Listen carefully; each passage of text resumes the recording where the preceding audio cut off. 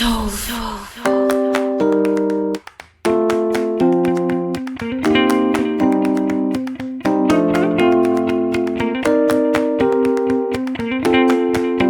54. Cinta dan Persahabatan. Air mata Alena menetes membasahi pipinya. Hatinya terasa sangat sakit. Mata hijau Edward yang bersinar redup mampu menguras emosi Alena.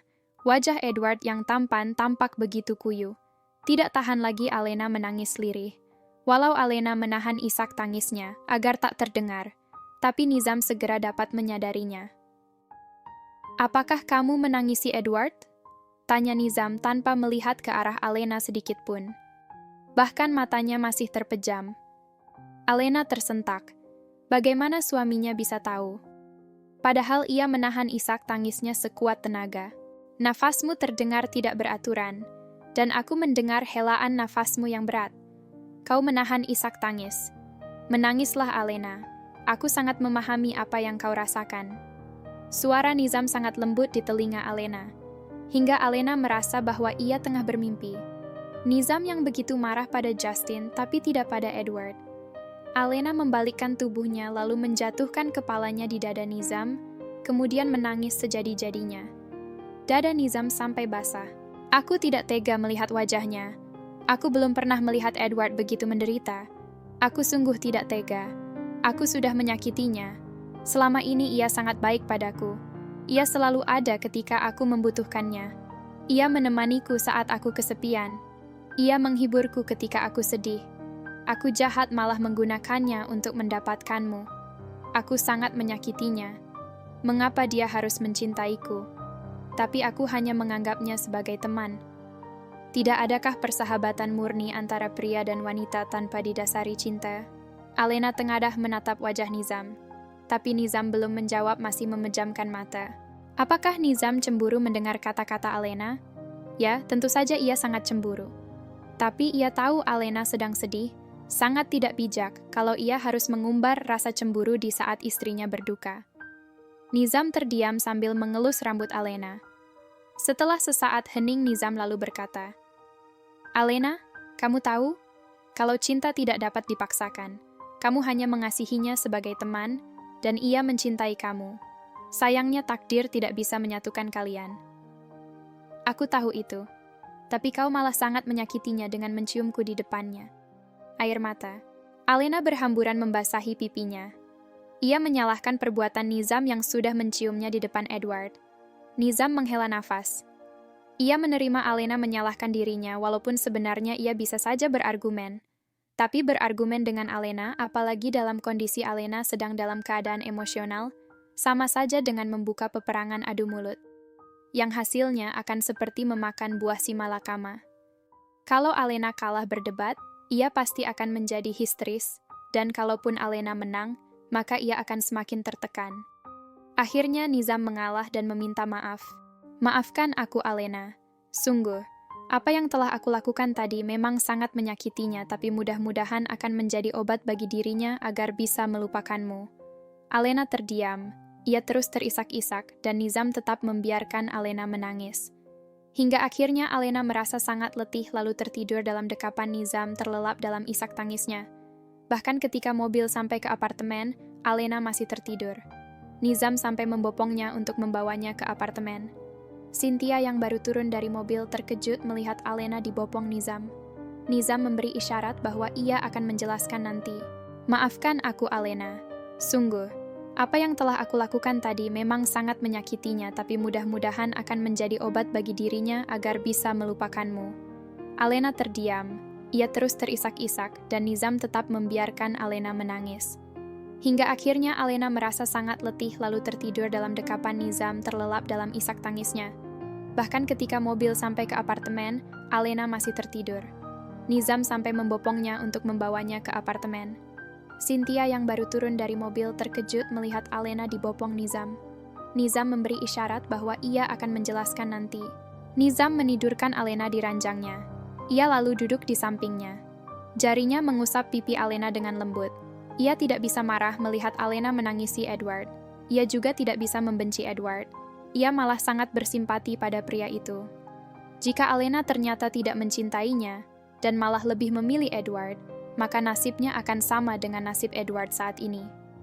Merana seumur hidup. Bukankah saat itu memang Alena hampir menjadi kekasih Edward, kalau dia tidak ada di antara mereka? Nizam teringat saat itu. Ia begitu marah ketika menyaksikan Alena dan Edward berbicara di kantin. Lalu saat mereka pergi keluar, dia diam-diam mengikutinya. Lalu Nizam teringat ketika Edward hendak mencium Alena.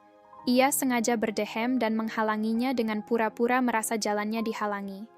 Walaupun akhirnya Nizam berkata, ia tidak keberatan seandainya Alena menjadi kekasih Edward, saat Edward meminta konfirmasi pada dirinya apakah ia mencintai Alena atau tidak. Tapi sebenarnya hatinya sangat sakit. Cinta Alena sudah merasukinya sehingga walaupun ia sudah mengikhlaskan untuk Edward, ia masih memantau Alena, dan memang takdir memang berpihak padanya. Di luar dugaan George hendak memperkosa Alena, hingga akhirnya dia menolong Alena, dan jadilah Alena miliknya. Nizam menghela nafas panjang. Ia mengambil selimut dan menyelimuti Alena. Lalu ia melangkah keluar kamar. Dilihatnya Cynthia sedang duduk menunggu dirinya. Apa yang terjadi? Cynthia bertanya. Dia sangat sedih karena Edward. Nizam menjawab seraya duduk di kursi, lalu bersandar dengan wajah yang muram. Cynthia terkejut. Apakah kamu tidak marah? Kamu tidak cemburu? Cynthia bertanya dengan hati-hati. Aku sangat marah dan sangat cemburu melihat air mata Alena yang menetes untuk pria lain. Tapi bagaimana mungkin aku harus marah pada Alena yang begitu sedih? Aku juga merasa tidak dapat marah pada Edward karena sesungguhnya dia hanya korban cinta yang tidak pada tempatnya. Cynthia menatap Nizam dan lalu mengakui betapa Nizam sangat berbesar hati. Ia tahu kapan ia harus marah, kapan harus menahannya. Nizam, aku tidak tahu harus berkata apa. Edward memang sangat gigih untuk mendapatkan Alena. Ia selalu melakukan apapun untuk membahagiakan Alena. Sekarang ia memang sangat terpukul, tetapi aku takut ia tetap tidak akan menyerah. Aku akan membawa Alena ke Azura. Apakah kau akan berpikir dia akan mengejar Alena sampai ke Azura? Siapa yang tahu? Dia selalu ada untuk Alena selama 3 tahun. Bukan hal yang mustahil. Ia akan tetap mengejar Alena kemanapun ia pergi. Azura adalah wilayah kekuasaanku, dan Alena akan tinggal di harem. Kamu tahu, Cynthia, harem berada di tempat terdalam di istana. Jangankan untuk masuk ke harem, masuk ke istana saja harus melewati penjagaan yang ketat. Cynthia tersenyum pada Nizam. Don't be so naif, Nizam. Kita sedang membicarakan tentang Alena, istrimu yang berasal dari Indonesia bukan dari Azura, yang bisa kau kurung dalam sangkar. Apa kamu pikir Alena hanya akan diam saja dalam harem? Walaupun ia istrimu, ia akan memaksa pergi kemanapun ia suka. Aku sudah mengenalnya selama 3 tahun. Ia akan melakukan apapun yang ia inginkan, termasuk mendapatkanmu. Nizam merasakan badannya terasa lemas menyadari kebenaran kata-kata Cynthia. Kamu benar, Cynthia. Aku tidak bisa mengurungnya dalam sangkar emasku. Ia juga bukan orang yang haus akan harta dan kekuasaan.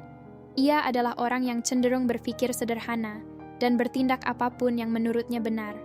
Tapi kalau aku tidak bisa mencegah Alena, apa mungkin aku bisa mencegah Edward? Mata Cynthia terlihat menerawang. Edward juga bukanlah Justin yang tidak memiliki otak. Dia adalah mahasiswa yang hampir tiap semester mendapatkan nilai sempurna. Ayahnya juga pejabat penting di Amerika. Tahukah kamu Nizam sekarang, dia sedang daftar ke Fakultas Kepemerintahan atas perintah ayahnya, agar dia bisa mengikuti jejak ayahnya menjadi seorang politikus. Jadi selesai di wisuda, ia akan kuliah lagi di kepemerintahan. Kita lihat apa yang akan terjadi ke depannya. Mungkinkah nanti... Cynthia tiba-tiba menghentikan bicaranya. Mengapa kamu diam? Apa yang ada dalam otakmu, Cynthia? Cynthia yang terdiam. Lalu ia berdiri seakan ingin meyakinkan otaknya sendiri. Nizam menjadi tidak sabar melihat Cynthia terdiam. Ah, sudahlah Nizam, aku mungkin berpikir terlalu jauh. Cynthia mengibaskan tangannya, seakan ingin mengusir isi pikirannya yang sedikit tidak masuk di akal.